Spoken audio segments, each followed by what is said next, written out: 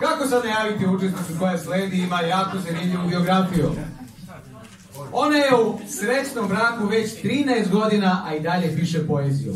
Prava enigma.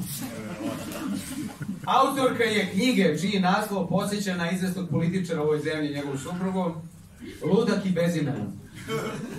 Kaže da je njena poezija deluje mračno kada je neko drugi čita, ona gleda. Da proverimo kako zvuči kada ona to radi, a gledamo svi mi. Vesna Petković-Pešić!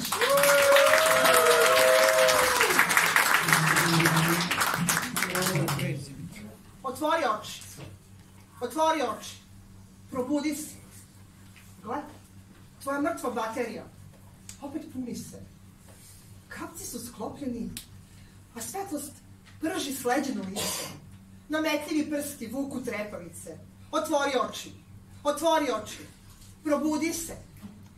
Pogledaj svet što vrvi od čuda. Šarenih laža, prosjaka luda. Magije života, divljine i boja dok ti spavaš. Gledaj kakve slike stvara ova snažna uobrazina moja. Ako želiš, pokazat ću ti put kroz iluziju. Ja, umorni šepavac, što lutam bez štaka i donosim ti stvarnost u mračnom ogledalu svojih zaključaka. Otvori oči, otvori oči, probudi se. Sa ivice sveta pružam ti ruku. Dodirni me. Dodirom svojim oplemeni me.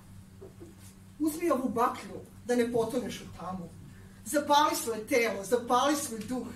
Pogledaj kroz senki iz oštri sluh. Uzmi moju snagu da poguraš dane. Uzmi moju vatru da izvidaš rane i ne vraćaj se više u taj kovčeg ti trnova ružice iz horor filma. Odbacite svoj stogodišnji san.